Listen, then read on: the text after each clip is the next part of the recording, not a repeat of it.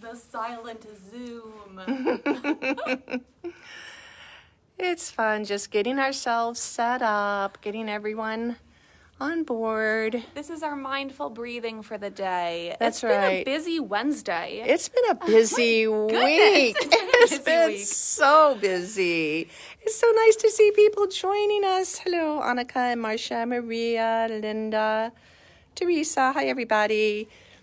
Isn't this a beautiful quilt? Oh my gosh. Jill has been making some awesome samples for this store. Hi, Donna. Hi, Julie. She just finished this one. It's so pretty. This is our featured kit of the week. It's called Cassandra. We'll talk about that. Cassada? Cassandra? Or Is there an N in there? I don't think there's an N. No, it's Cassada. Or Cassana. Let's zoom in on the... We don't know. Yeah, Here it is. What's that? How would you guys say that? Cassada, I guess. All right. We got fat quarter bundles. We got the pattern. That's right. It's really pretty. This is the one she made last week. Oh my gosh, it's so, so beautiful too. So beautiful. So this is, oh, maybe I should turn it around and say hi. Here, let's turn around. Come on over, Katie. Come say hi. Hello. Hey, Katie's going to be my camera woman. Yes. I'm Cathy, Quilt Beginnings, Columbus, Ohio. I'm Katie, also at Quilt Beginnings. All right. So today we thought we would walk you around the store a little bit, show you a couple of samples that are new. So we have this one that we saw last week. We have this one, which we think is called Cassada, which we love, new fabric. And then we have this one, which is called Paradox Waves, is the collections from Quilting Treasures. So that is our new... A jelly roll quilt. Jelly roll quilt. Super Yep, you need one, simple. super simple. You need one jelly roll, an accent color, and the background to make this one. And then there's something, oh, look what's over there. Gosh. Oh my gosh, look. It's my quilt. It's finally ready for the long arm. It hasn't been quilted yet. It's not been quilted, but it finally got loaded. So there it is. Oh, I'm so excited to have that finally loaded. We haven't decided. Having a long arm. This was a big quilt to load. This was a giant. big quilt to load. Yes, but tell her about how square I was. She was super I lost you. square. Where are you? That's Pam. Oh, I'm going the wrong way. Oh, there she is. It was super square. She did a great job. The edges, not having the bias on the quarter square triangles there was awesome. Yes, we did talk about how we made these with quarter square instead of half square triangles, just to make sure that you have straighter grain here so you don't have any puckering or pulling. And you can see it's laying. It is going to lay really nice and flat for her to get it quilted.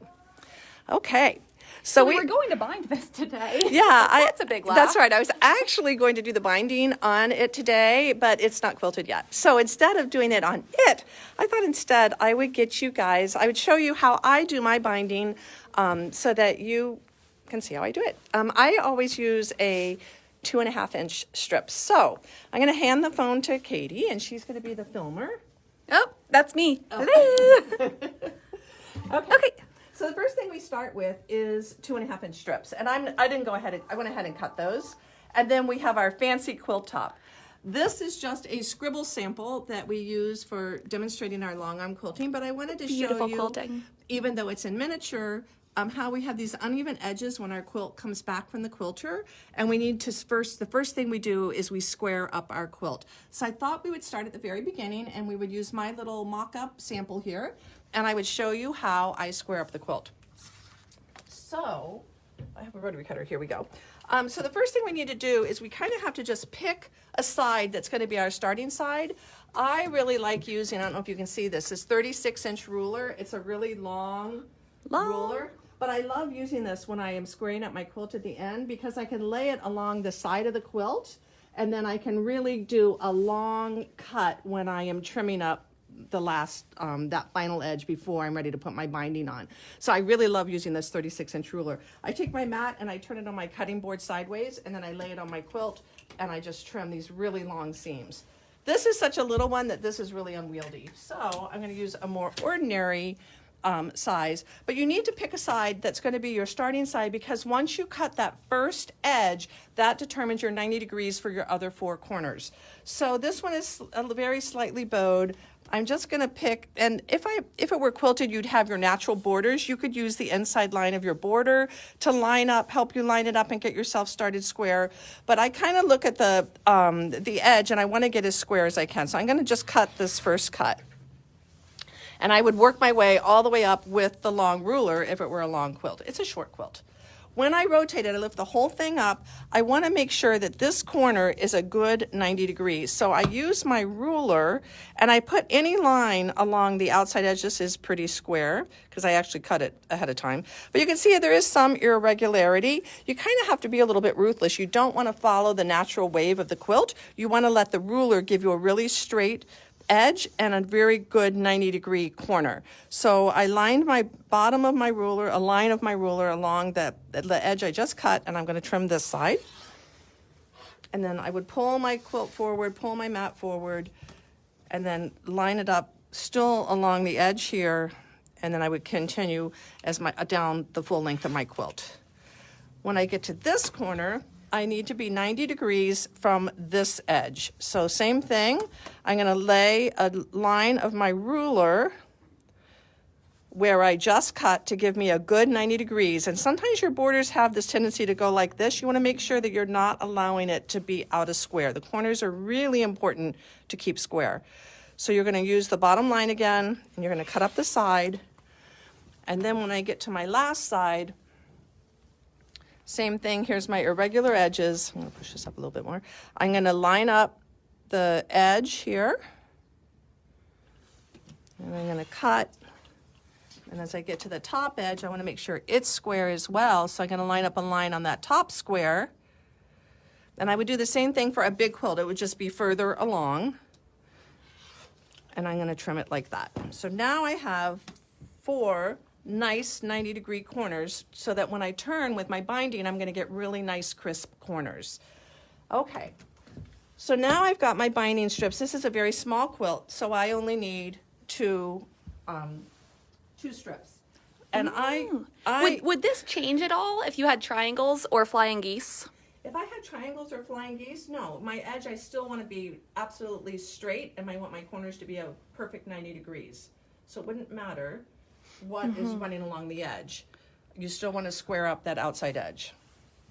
Okay, so with my binding, the way I sew it is I actually leave the salvages on because I think it's easier when I am lining up my 2 pieces together to put them right sides together.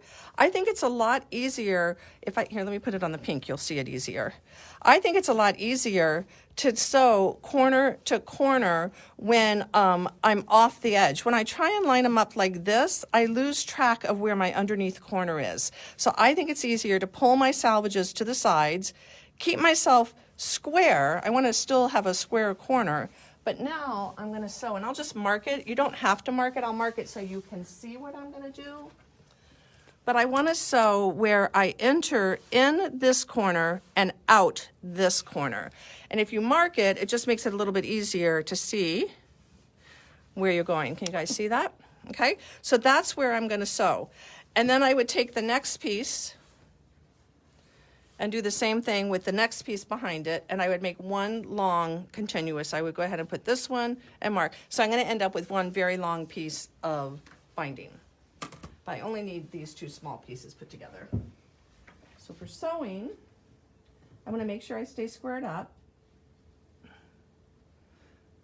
So I'm going to enter here, I'm going to exit here, and I'm going to put my foot down, and I'm going to sew straight across.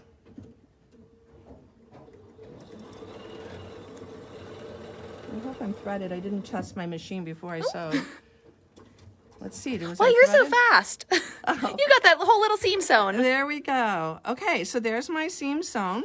Then what I do is I come back and I trim these all apart. Where's my little ruler? Here it is.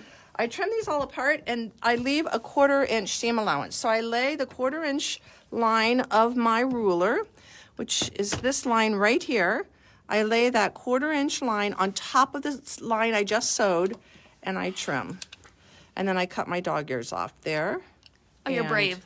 Here. No ruler for you. No ruler for the dog ears. You can use scissors to clip them too. We always want to press these seams open because when we make our binding, you know you did this right. If when you open it up, there's no gap here and here. We want it to be a nice continuous straight line, which is what we have. Really important to get into that diagonal and out of the diagonal when you join the two pieces together. We always want to press these open because when we fold our bias, if you press it to one side like we do with so many of our seams, it ends up making a very bulky chunk here. If you press it open, it helps spread the thickness of the fabric out. So I'm going to just... chunky bindings. No chunky binding. Oh, and I need my session. Use that next. Gonna bring all our tools over. Got my tools. Okay. So we're going to use my favorite iron, the Panasonic. I love this iron. I love this iron when I'm doing pressing open especially because it has a point at both ends, so whichever way I enter, it always helps me get that seam totally pressed open. So I just put the little point in the front of it and let it push open that seam for me. So there's my seam. Beautiful. Nice. And there we are, nice straight line. Okay, so now I'm going to use the sasher. And the sasher is really good when you need to press something a long straight thing in half. It works really well. It also will you can do this with cross grain or straighter grain, but I make cross grain. I almost always use cross grain binding. The only time I use a bias binding is if I'm doing curves, which you absolutely have to use bias binding, or if it's a stripe and you want the stripe to go on a diagonal. I'm not doing anything fancy right now. I'm just doing straight up plain old binding. So I'm going to take my fabric, I'm going to fold it in half, and I'm going to have it enter the sasher, enter,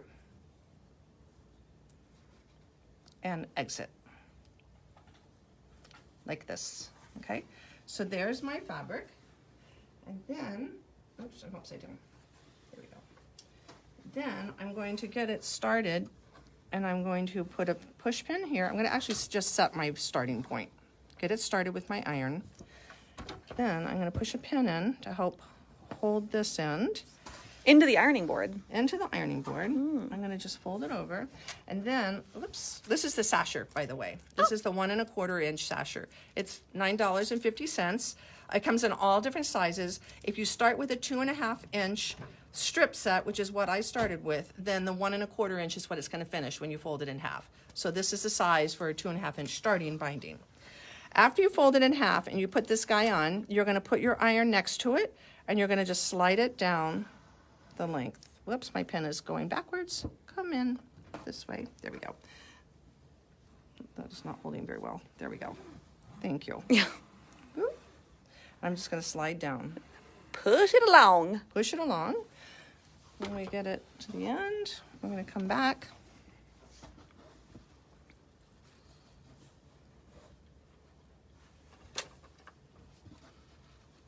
I'm going to repin back here. Whoops. My pinning. I don't pin very well. Thank you, Katie. It's going over my seam now that I did. Keep going. We've got one more stripe to do. Ooh.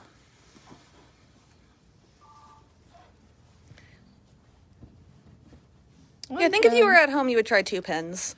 Yes, this is one pin is not working very well. I could go sideways, I suppose. Let's see if that helps it. One pin is definitely not helping.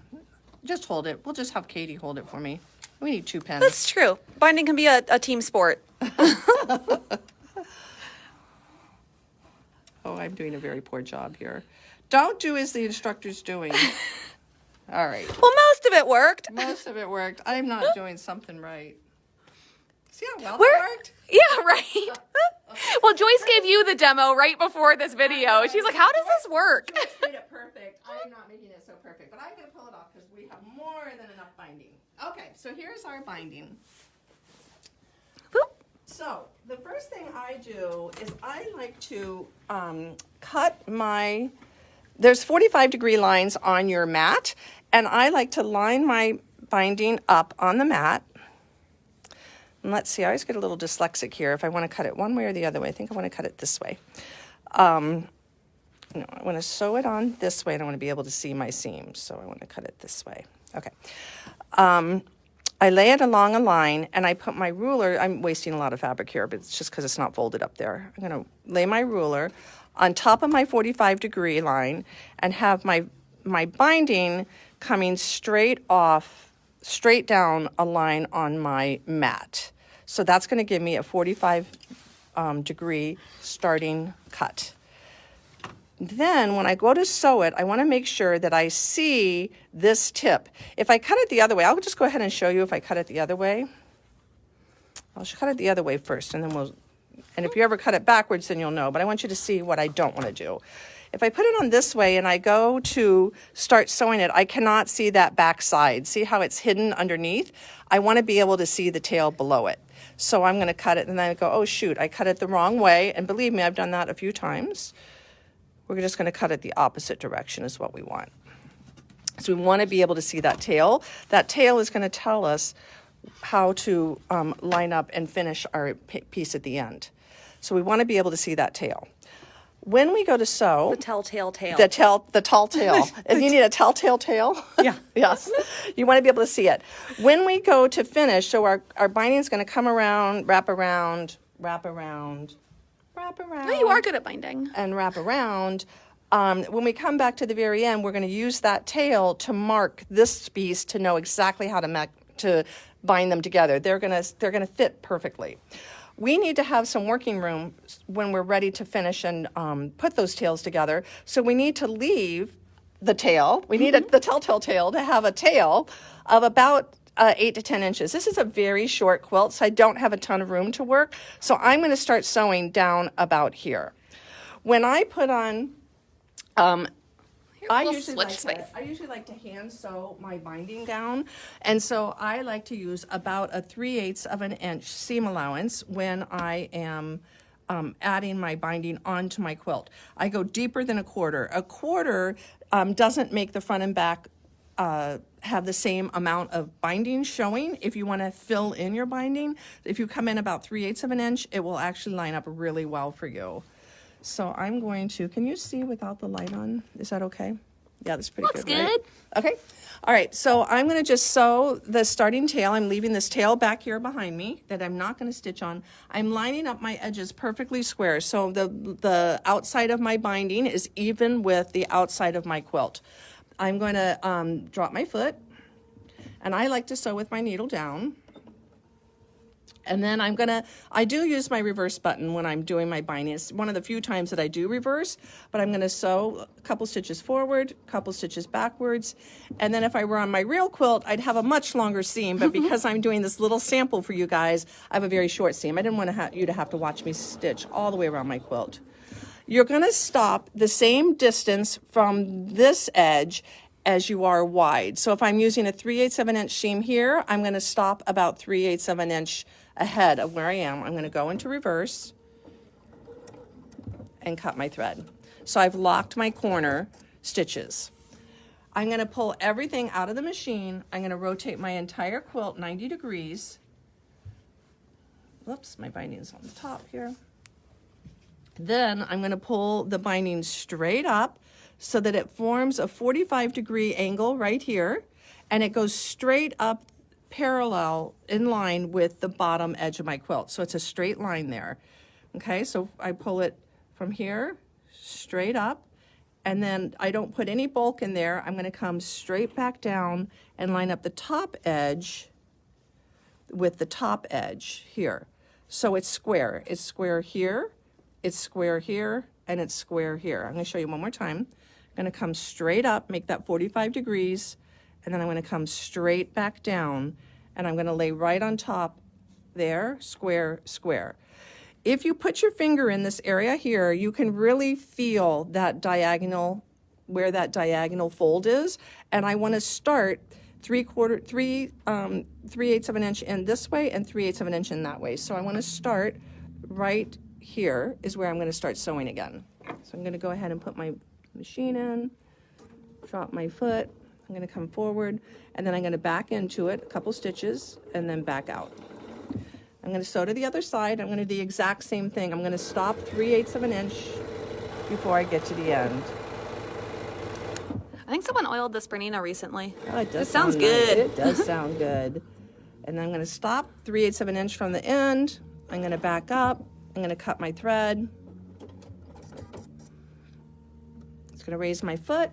I'm going to turn the whole thing around.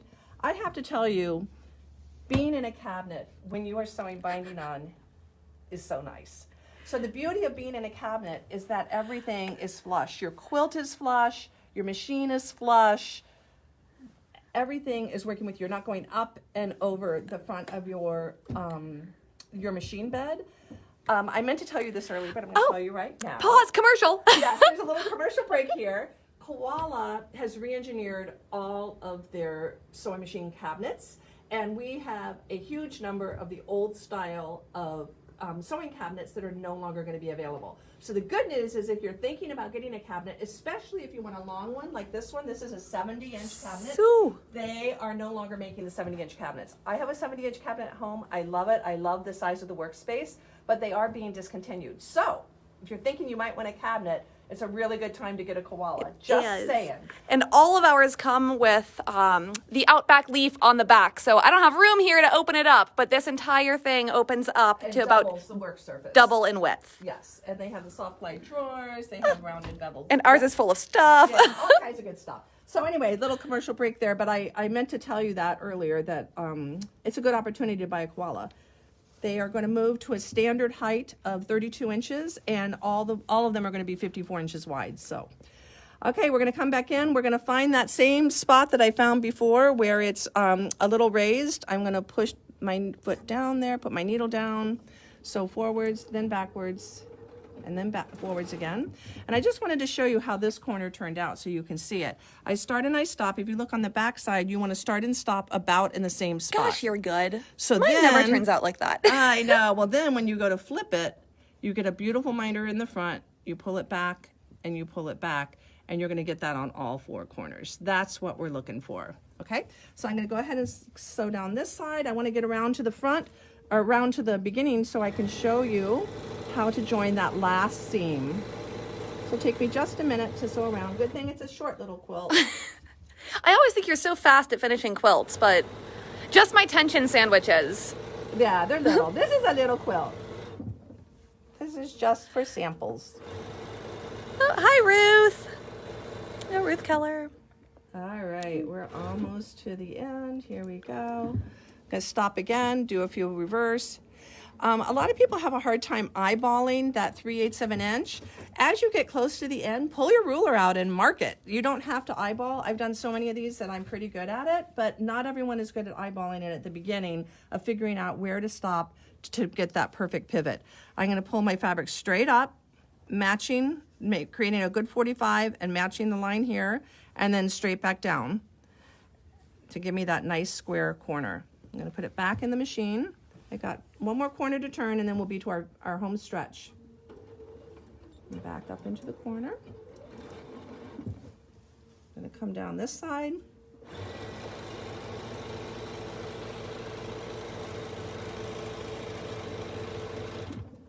So I get close, I'm going to stop, take a couple more stitches forward, back up, cut my thread, going to rotate my quilt one last time.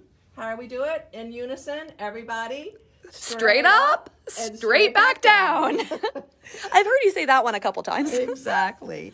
So here we are in our battle, on our back to the beginning, and we want to be able to have wings that we have room to navigate with. So again, I'm only going to stitch to about here. If I were on a real quilt, I'd be coming on a much longer seam, but because I need at least 10 inches of workspace, so I need it from here to here, and I needed the 10 inches from there to there. And you'll see in a minute why it's really helpful to have all that room. So I'm just going to do a very short seam here, and then I'll show you the final step to getting our binding on perfectly. I'm going to go forwards, backwards, forwards, stitch a few more inches, back up, cut my thread, and I'm going to show you the final joining. Okay, so once we have our quilt basically bound, we're going to wrap these as if they were already sewn together. I'm going to open this one up. So the one that's not cut is going to go on the bottom. and I'll show you this. So I'm just going to come along the edge as if it were sewn down. So just keeping it right along the edge. But I'm opening it up so I can see how I need to cut it. If you don't open it and you cut it, you end up with a nice V like that. We don't want that. We want a straight line all the way across. I'm going to take this one and see how that telltale tail is now, the tail is now showing me, I know it's hard to see right here, but here is the tip of the tail. It's going to show me the direction and the angle of how I need to cut this piece. And I'm going to just mark it with a marker pen, the direction and the spot. So if these two were joined together, I draw a line exactly where they are put together. I need to add my seam allowance onto this. That means I need a 1/4 inch for this seam allowance and a 1/4 inch of this seam allowance. So I need to go a 1/2 inch longer than this line. If you cut back here, you will be too short and your two pieces won't meet and you'll be very sad. Sad. Very sad. That's right. So imagine you need to add length. You need to add a 1/2 inch. So I'm going to take my ruler and my quilt. I'm going to pull my quilt out of my way and I'm going to put my binding. You can see why it's really nice to have some freedom here to move. I'm going to put the, actually I need to be on the other side. I'm going to put this line on my 45-degree line. So here's my 45-degree line that's showing me the direction and it's pointing the way I need to cut. And then I'm lining the top up along a line on the mat so that I know exactly where I need to be. Then I'm going to do a 1/2 inch. So I put my 1/2 inch line right here on the 45-degree line, and that gives me a 1/2 inch longer for my binding strip. And I'm going to cut with it on the 45-degree. Whoop. You should never cut. I can't cut sitting down. I have to stand up. Give it some oomph. There we go. Okay. So what happens next is we've got these two. See how the same cut? That's where my line was. I've added a 1/2 inch. I've cut 45 degrees. And if you can imagine, these two need to sew together. So I need to put right sides together. So I just lay them down and pick them up. When we are sewing diagonals, we always need to see dog ears. So you always want to see where you go in one V and you go out the other V. So we're going to start here and stitch there. And again, you can see why it's helpful to have it not all the way bound to the quilt. Give yourself at least 10 inches on both tails so you have room to work. I like to pin this step, but that's just me. A lot of people do pin this step. Again, I've done a lot of these. So this is back to my 1/4 inch seam allowance. Sorry, it's very dark in here. Can you? It is dark in here. I don't know if I should have the lights on. Sometimes it's better with them on, sometimes with them off. But we can see where you sewed. Yes. You show it to us. Yes. So here's our line. We go in and out, and look what happens when I open it up. It's going to fit exactly the binding. I'm going to go ahead and press this one open just like all the others.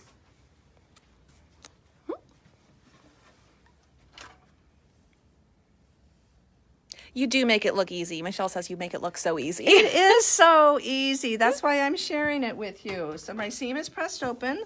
I'm going to do one final press here. And then I take it back to the sewing machine to finish it up. I'm going to show you one other thing after I finish this of how to either top stitch or hand stitch to get it ready for that. And I'm just going to sew across. This is always my favorite part of binding. After it- the thinking is done, you just get a nice flat binding. It is, and it just nests together perfectly. There we go. Okay, no puckers, no pulls, no anything. It just lays totally flat on our quilt. Nice, huh? Yeah. Okay, when I'm getting ready to do this binding, I actually put on as if I were going to hand sew, because I do the 3/8 inch when I want to hand sew. I think it gives a really nice size binding when it's finished. I like to just press open my binding with my iron from the front. So I would just press it on. Now, there are lots of ways to do binding, right? There are lots of ways to do binding. There's lots of ways to finish it. I've used this finishing for a really long time, and it just gives me the best results. It's that cutting the diagonal where you can see the tail when you go to lay it on. and then marking it and adding a 1/2 inch, and it's just perfect math every time. But here this is ready for hand stitching. Then we just pull it to the back, and you can see it's almost exactly, we're going to pull it just to the line of the back seam, and you can see that it is almost exactly the same size on this side and this side, which I really like. If you wanted to stitch the whole thing by machine, I tend to make this seam that I did, this 3/8 inch seam, a little bit skinnier, because when I go to pull it to the, and I also, instead of putting it to the front of my quilt, which is what I do when I'm hand stitching, I actually do the reverse. I would sew the binding to the back of the quilt and bring it to the front. So then I can use a narrow edge foot to machine stitch it and see where I'm going. If I were going to do that, we're going to pretend like this is now the front of my quilt instead of the back. It's nice making a reversible little quilt. It is totally reversible. It's just as pretty on one side as the other. Well, not really. But anyway, what I would do is I would, you don't want to clip your corners when you do binding because you want those to fill out to the edge, but you do want to help get it started. And when they start, it starts at a 45 degree like that. So if I were going to machine stitch, I would go ahead and get that corner tucked in just like that. I'm going to start sewing right where this seam joins. And I would bring it over to the machine. I would change my foot. I'm going to let's turn the lights on and see if it's better. The lights are under here. Machine? And then here. And then here. Woo! Better or worse? Can you see better? It's so glary. It's a little glary. Is it too glary? Is it better the other way? I don't know. We'll take a poll. Yeah. We'll try it with the lights All right, on. well, I'll get myself set up with the lights on, and then I'll turn them back off. Okay. It's a shiny stitch plate. It is very shiny. Okay, so I put on my my 10D foot. The FOF has a narrow edge foot. What's nice about this is that there is a lip right here on the foot that actually will go along the edge of the binding. So the lip of the foot is going to go right along this edge. I'm going to move my needle position over a couple of clicks. So I just push, whoop, I'm going to close that. I'm going to push my... Oh, they said the lights are better on. Oh, lights are better on? Well, we have an issue because I have a single hole throat plate on. Oh, no! So my machine is not letting me move over, but I would just describe the process to you. So basically, I would move my needle over a couple of clicks, so then the guide will come right down here, and my needle will be over from the guide and will stitch right along there. So that's how we would finish up our machine stitched binding.